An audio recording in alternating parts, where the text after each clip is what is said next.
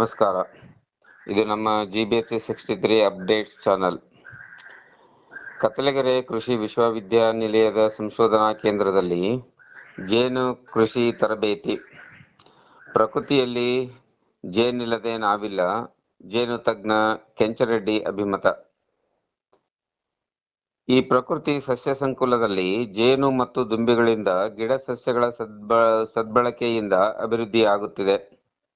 ಹಾಗಾಗಿ ಜೇನು ಇಲ್ಲದೆ ನಾವಿಲ್ಲ, ಪ್ರಕೃತಿ ಕೂಡ ಇಲ್ಲ ಎಂದು ಜೇನು ಕೃಷಿಯನ್ನು ನಾವು ಉಳಿಸಿಕೊಳ್ಳಲೇಬೇಕಾಗಿದೆ ಎಂದು ರೈತರಿಗೆ ಮಡಿಕೇರಿ ಕೃಷಿ ಸಂಶೋಧನಾ ಕೇಂದ್ರದ ಜೇನು ಕೃಷಿ ತಜ್ಞ ಡಾಕ್ಟರ್ ಕೆಂಚರೆಡ್ಡಿ ಅಭಿಮತ ವ್ಯಕ್ತಪಡಿಸಿದರು. ಚನ್ನಗಿರಿ ತಾಲೂಕಿನ ಕತ್ತಲಗೆರೆ ಕೃಷಿ ಸಂಶೋಧನಾ ಕೇಂದ್ರದ ಆವರಣದಲ್ಲಿ 2 ದಿನಗಳ ರೈತರಿಗೆ ಜೇನು ಕೃಷಿ ತರಬೇತಿ ಉದ್ಘಾಟಿಸಿ ಅವರು ಮಾತನಾಡುತ್ತಿದ್ದರು.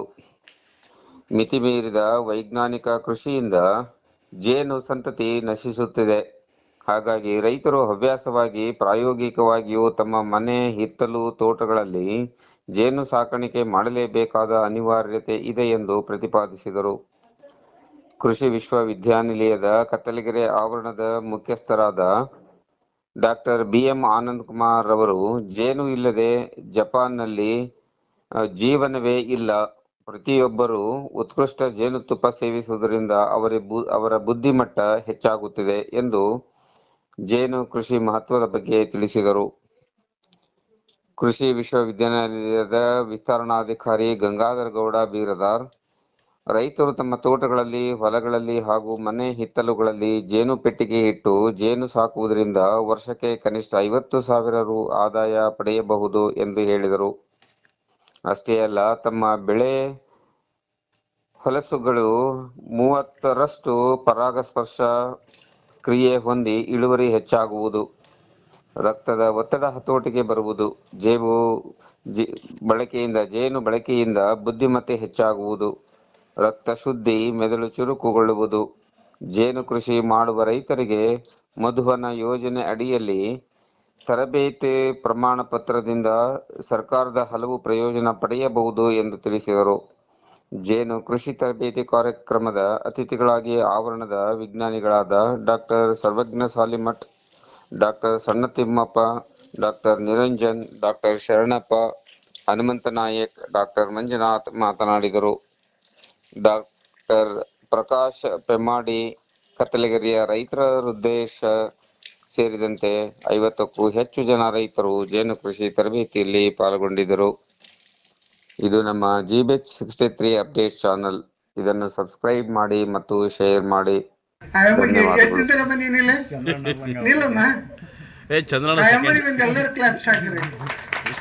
ಚಂದ್ರಣ್ಣ ಓಡಾಡ್ತಾನೆ, ಹೊಲ ತೋಟ ಎಲ್ಲ ಮಾಡೋದು ಅಮ್ಮ ಪ್ರಶಸ್ತಿ ಎಲ್ಲ ಬಂದಿರೋದು ಚಂದ್ರಣ್ಣಗ. ಆಕ್ಚುಲಿ ಇದು ಸರ್ವಜ್ಞ ಸಾಲಿಮಠ್ ಸರ್ ಹೇಳಿದರು, ನಂದು ಈ ಊರಲ್ಲ, ಭಾಳ ಕೊಪ್ಪಳ ಜಿಲ್ಲೆ. ಆದರೆ ನನಗೆ ಕುಕ್ಕೋಡಕ್ಕೆ ಬಂದು ನಮ್ಮೂರಿಗೆ ಬಂದಂಗೆ ಆಗ್ತದೆ. ಅದಕ್ಕೆ ಚಂದ್ರಣ್ಣ ಕಾರಣ, ಪರಮೇಶ್ವರಪ್ಪ ಮಾಸ್ಟರ್ ಕಾರಣ, ಇವರೇ ಮಹೇಂದ್ರ ಆಯಮ್ಮಗೆ ಎದ್ದಿದ್ದರ ಬನ್ನಿನಿಲ್ಲ ನಿಲ್ಲಮ್ಮ ಆಯಮ್ಮನಿಗೆ ಒಂದು ಎಲ್ಲರೂ ಕ್ಲಾಪ್ಸ್ ಹಾಕಿರಿ. ಚಂದ್ರಣ್ಣ ಓಡಾಡ್ತಾನೆ, ಹೊಲ ತೋಟ ಎಲ್ಲ ಮಾಡೋದು ಅಮ್ಮ ಪ್ರಶಸ್ತಿ ಎಲ್ಲ ಬಂದಿರೋದು ಚಂದ್ರಣ್ಣಗ. ಆಕ್ಚುಲಿ ಇದು ಸರ್ವಜ್ಞ ಸಾಲಿಮಠ್ ಸರ್ ಹೇಳಿದರು, ನಂದು ಈ ಊರಲ್ಲ, ಭಾಳ ಕೊಪ್ಪಳ ಜಿಲ್ಲೆ. ಆದರೆ ನನಗೆ ಕುಕ್ಕೋಡಕ್ಕೆ ಬಂದು ನಮ್ಮೂರಿಗೆ ಬಂದಂಗೆ ಆಗ್ತದೆ. ಅದಕ್ಕೆ ಚಂದ್ರಣ್ಣ ಕಾರಣ, ಪರಮೇಶ್ವರಪ್ಪ ಮಾಸ್ಟರ್ ಕಾರಣ, ಇವರೇ ಮಹೇಂದ್ರ. ಅದರಲ್ಲಿ ರಾಣಿ ಮೊಟ್ಟೆ ಇಡೋಕೆ ಇಷ್ಟಪಡಲ್ಲ, ಹೊಸ ವೈಟ್ ಇರುತ್ತಲ್ಲ ಅದರಲ್ಲಿ ಮೊಟ್ಟೆ ಇಡೋಕೆ ಇಷ್ಟಪಡುತ್ತೆ. ನಾವು ಆ ಟೈಮಲ್ಲಿ ಸೂಪರ್ ಇಟ್ಟಾಗ ಸೂಪರ್ ಪೂರ್ತಿ ವೈಟ್ ಕಲರ್ ಹೊಸ ಮೇಣ ತಯಾರು ಮಾಡಿರ್ತಲ್ಲ, ಅಲ್ಲಿ ಮೊಟ್ಟೆ ಇಡೋಕೆ ಸ್ಟಾರ್ಟ್ ಮಾಡಿದ್ರೆ ನಮಗೆ ತುಪ್ಪದ ಇಳುವರಿ ಕಡಿಮೆ ಆಗುತ್ತೆ. ಸೂಪರ್ ಅಲ್ಲೇ ತುಪ್ಪ ಇಡಬೇಕು, ಅದು ಅಲ್ಲ. ರಾಣಿ ತುಪ್ಪ ಸ್ಟಾಕ್ ಮಾಡೋದು, ಹನಿ ಸ್ಟಾಕ್ ಮಾಡೋದು ಸೂಪರ್ ಬಾಕ್ಸ್ ಅಲ್ಲಿ. ರಾಣಿ ಸಾಮಾನ್ಯವಾಗಿ ಹೊಸ ಹುಟ್ಟಿನಲ್ಲಿ ಮೊಟ್ಟೆ ಇಡೋಕೆ ಇಷ್ಟಪಡುತ್ತೆ.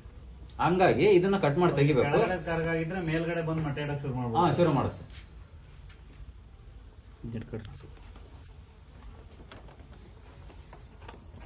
ಇದಾನ್ಕ ಊಪ್ತಾ ಇಟ್ಕೊಳ್ಳಿ ರಾಣಿ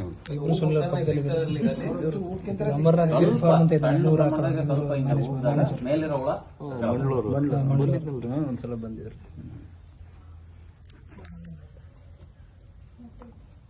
ಜೆಬಿ ಬಹಳ ಹೈಟ್ ಇದೆ, ಕಾಣಿಸ್ತಿದೆ ಮುಂದೆ ಬಾ. ಸ್ಟೋರೇಜ್ ಆಗಿತ್ತೆ. ಇಲ್ಲ, ತುಪ್ಪ ಇದ್ರಲ್ಲಿ ಇರಲ್ಲ, ಗಂಡು ಮೊಟ್ಟೆ ಅದೆಲ್ಲ. ನೀವು ನೋಡ್ಬೇಕು ಅಂದ್ರೆ ಕ್ವೀನ್ ಕಪ್ ಅಲ್ಲಿ ಇರುತ್ತೆ, ಅದು ರಾಣಿ ಕೋಶ ಅಂತಂದು ಏನಿರುತ್ತಲ್ಲ ಅದರಲ್ಲಿ ನಿಮಗೆ ರಾಯಲ್ ಜೆಲ್ಲಿ ದೊಡ್ಡ ಪ್ರಮಾಣದಲ್ಲಿ ಕಾಣಿಸುತ್ತೆ, ಇಲ್ಲಿ ಕಾಣಿಸಲ್ಲ. ಅಬ್ಸರ್ವೇಷನ್ ಮಾಡುವಾಗ 8 ಮಾಡ್ಬೇಕಾ? ಹಾ, 8 ಮಾಡ್ಬೇಕು. ರಾಣಿ ಇದೆಯೋ ಇಲ್ವೋ, ಮೊಟ್ಟೆ ಇಡ್ತಾ ಇದೆಯೋ ಇಲ್ಲ, ಬ್ರೂಡ್ ಹೆಂಗಿದೆ ಎಲ್ಲ ನೋಡ್ಬೇಕು. ಕ್ಲೀನಿಂಗ್ ಮಾಡುವಾಗ ಅಲ್ಲ, ನೀವು ಕ್ಲೀನ್ ಮಾಡ್ತೀವಿ ಅವಾಗ ಹೊಸ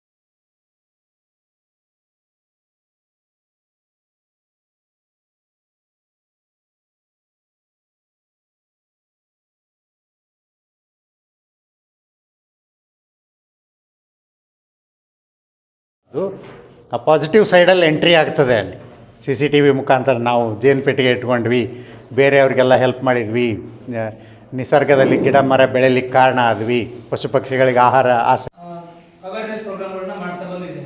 ಅದೇ ನಿಟ್ಟಿನಲ್ಲಿ ನಾವು ಸುಮಾರು 1.5 ವರ್ಷದಿಂದ ನಾವು 26 ತರಬೇತಿ ಕಾರ್ಯಕ್ರಮ ಮಾಡಿದ್ದೀವಿ. ಸೊ ಈ ವರ್ಷದಲ್ಲಿ ಇದು